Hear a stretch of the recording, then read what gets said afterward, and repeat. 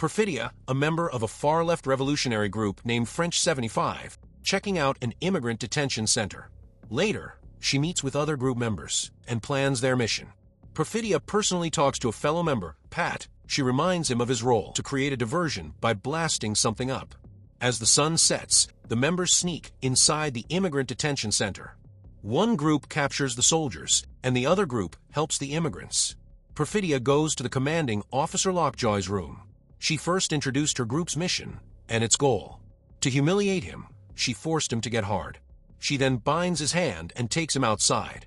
Others are helping the immigrants to escape by truck. Pat starts the fireworks. Perfidia tells Lockjaw that they are declaring war against them and puts him with the other captured soldiers. They fled from there and pumped with their successful mission. Perfidia and Pat start to kiss each other. The group then starts blowing up politicians' offices, banks, and grids. Amidst Perfidia and Pat begins an affair. After that night, Lockjaw started lusting after Perfidia. He is keeping an eye on her and is pissed seeing her with Pat. One day, when the group was trying to plant a bomb, Lockjaw captures Perfidia.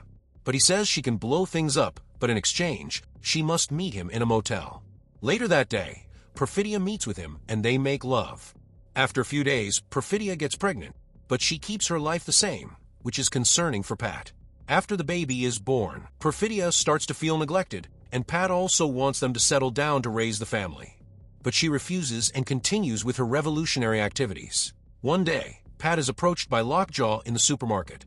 He asks about his child. Pat says they have a baby girl named Charlene.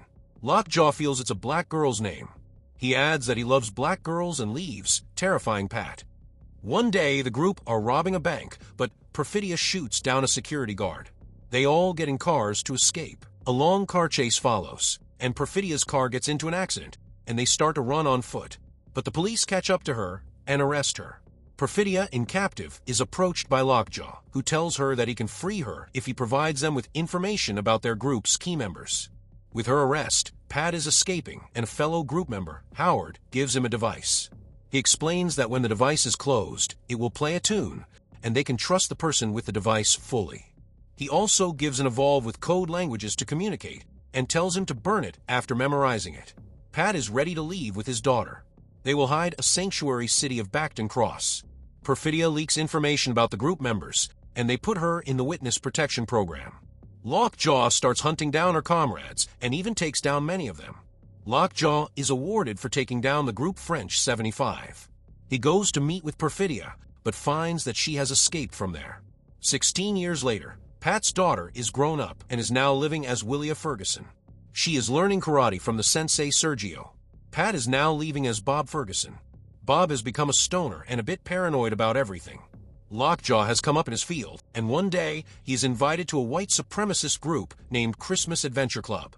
He meets with them. They have some suspicion about his past. They will do a background check on him and will cancel his membership process if any irregularities are found. They ask him if he has engaged in any interracial relations and many more questions. He denies all. Howard is now leaving off-grid and running the French 75 group secretly. One day, Avanti, a bounty hunter, captures and takes him away. A group of kids, seeing this, goes to his room and release the message that Howard has been captured. Avanti takes him to a military facility. Howard is being interrogated about the whereabouts of baby Charlene. But as he won't say anything, they threaten him with his sister's life. He is forced to leak the information.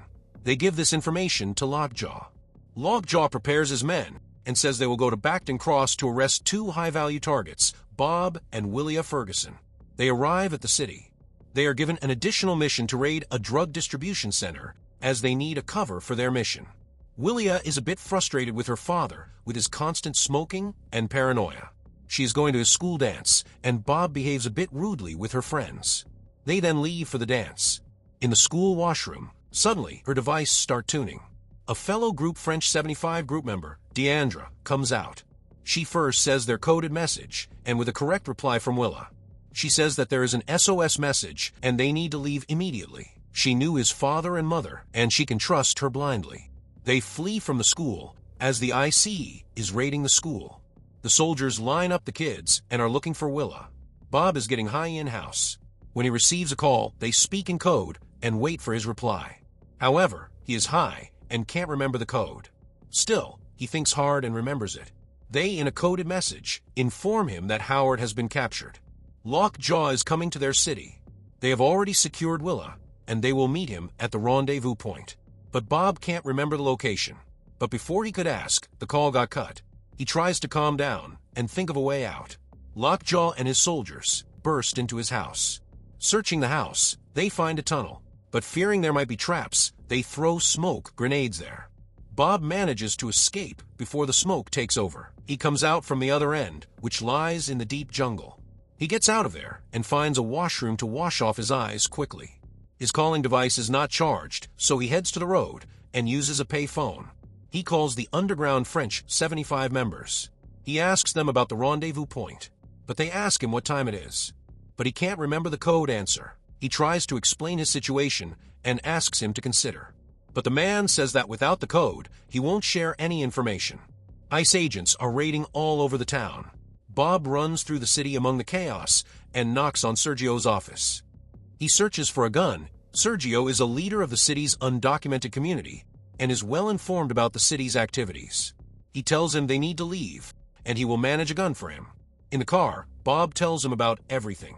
Sergio says why doesn't he call her? But Bob says she doesn't have a phone, as it's too risky. But Sergio reveals that she has a secret phone. The agents are interrogating kids about the whereabouts of Willa, but none of them knows anything. He asks if she has a phone, but they says she doesn't, as her father is paranoid and won't let her. Deandra asks her if she knows about Lockjaw. She says yes, her father told him that he is the one who killed her mother. The city is in chaos as locals protest against the IC. A group of skaters approaches Sergio's car, and he explains to them what to do. He then takes Bob to his shop, where he is searching for a charger for his phone. He explains others' next move. They then go to undocumented people whom they are hiding and tell them they need to leave, and they have provided a safe passage for their escape. Sergio takes Bob inside his house and starts to introduce him to everyone. He goes to a room and charges his phone. He calls the French 75 and asks them about the rendezvous point. But he gets the same reply, what time is it? But he can't remember, and he soon gets into an argument with the person. Sergio is preparing everything so they can escape. They open an underground tunnel and move the families through there. ICE agents knock on their shop, but the kid, seeing them, runs from there. The person breaks down the door. Frustrated, Bob uses a code he remembers to connect to the supervisor. The supervisor takes a call, and it's someone he knows. He asks him a personal question about himself, and he answers it correctly. He reveals to him that the rendezvous point is Sister of Brave Beaver. He asks the man to apologize and tell him the exact location. The IC agents break down the shop door. The man tells Bob the location and apologizes. He is still angry with him and asks what the answer to what time is it. He then reveals that it is time doesn't exist, and yet it controls us anyway. Hearing this, Bob is absolutely pissed. Sergio comes in and says they need to leave as agents are coming in. He takes him to the corridor and tells his students to drop him off at a safe location. He also gives him a gun. Bob freaks out, but Sergio tells him to keep courage. He then, with others, escaped by the tunnel. As the agents enter, the students take Bob to the rooftop. In the school, the agents are interrogating but are unable to get any useful information. They decide to arrest the students. But one of them caves and tells them about Willa's secret phone. In the car, Willa's phone starts to ring, and Deandra gets angry. Tells her to give the phone, and she throws it away. Lockjaw is informed of Willa's phone's last location. The students take Bob running through the rooftop.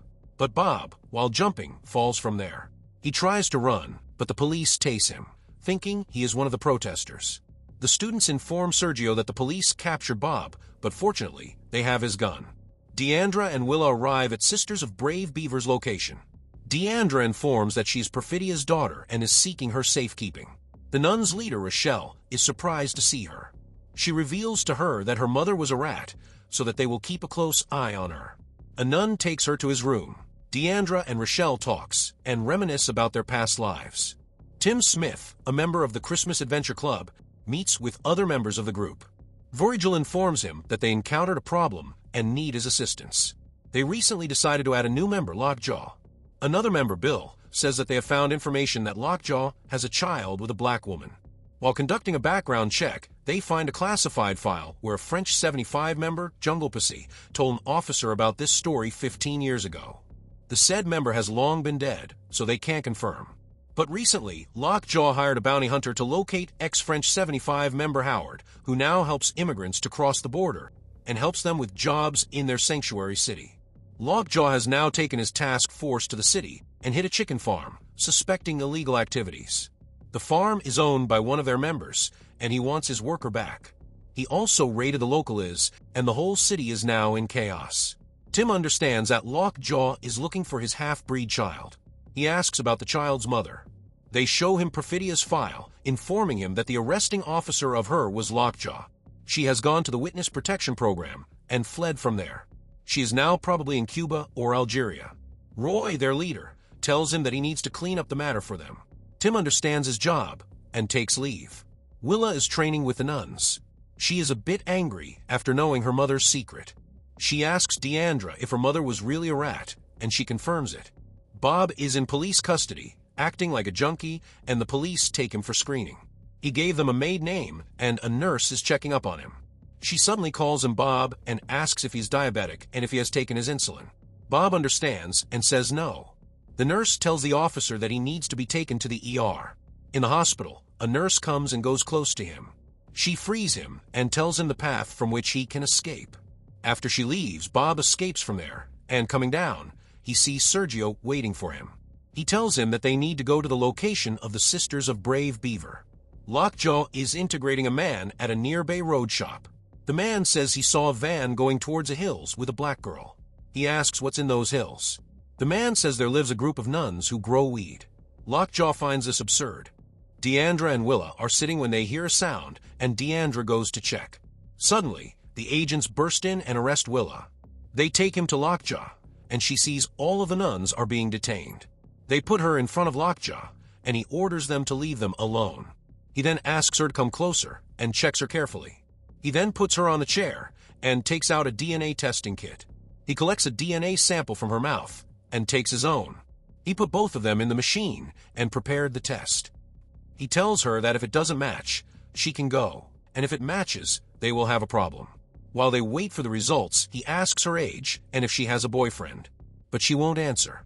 In another room, an agent is interrogating Deandra about Pat's location, but she says she doesn't know. Willa asks Lockjaw if he forced her mother or loved her. Lockjaw says that if she thinks he is her father. She says it doesn't matter what the results are.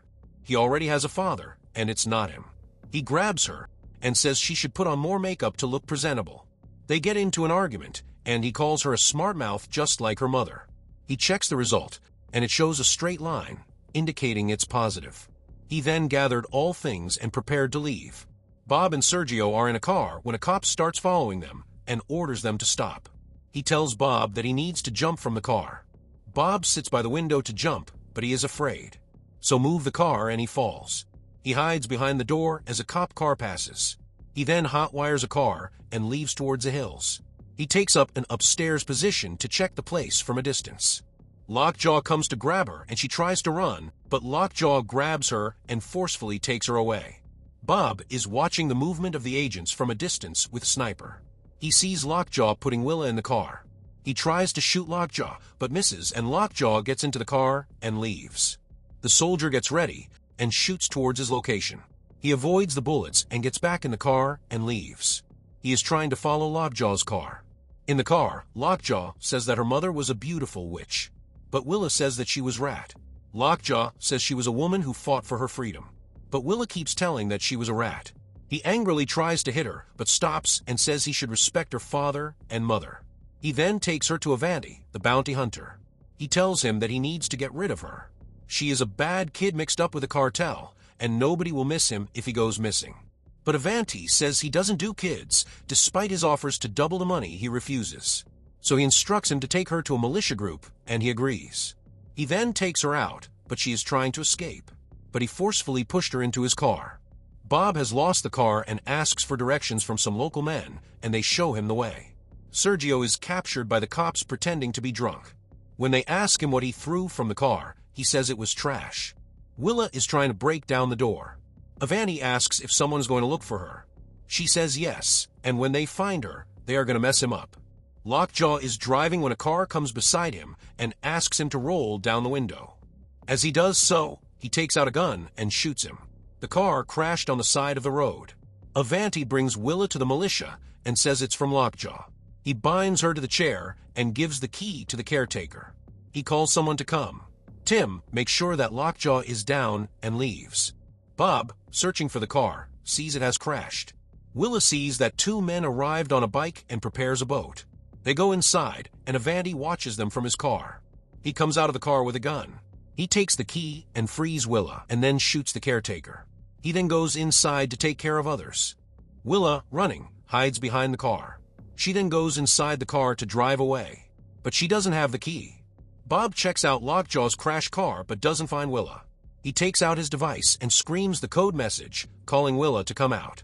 He understands she is not here and goes back to his car. Willa takes out Avanti's gun and goes towards the house. She sees that everyone is dead. She takes the key from Avanti.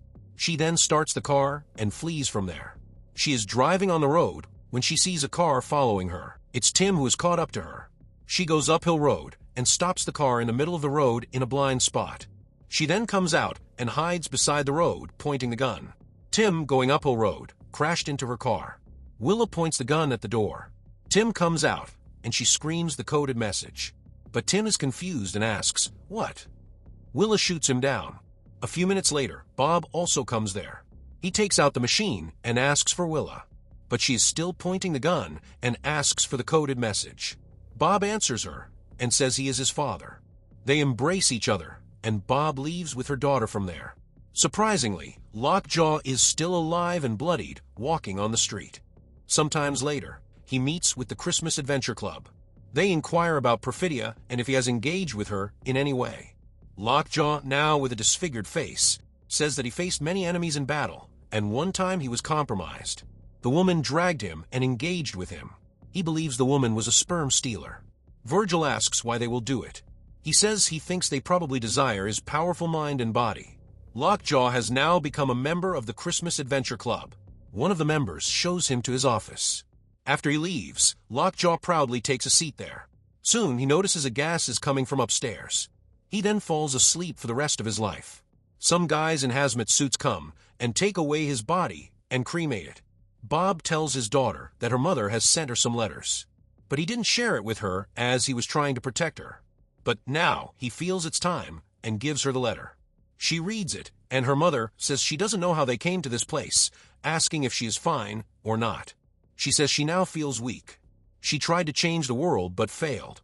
But maybe she will make the world a right place. And when the time comes, they will meet again. After reading, she goes and hugs her father. Bob has a phone now, and Willa is teaching him how to use it. Suddenly, a radio call comes that there's a protest in Oakaland, and with her father's blessing, she departs to join in. So this was the recap of the movie One Battle After Another 2025. If you enjoy our content, subscribe, like, and comment. Check out our other videos. You'll find them interesting.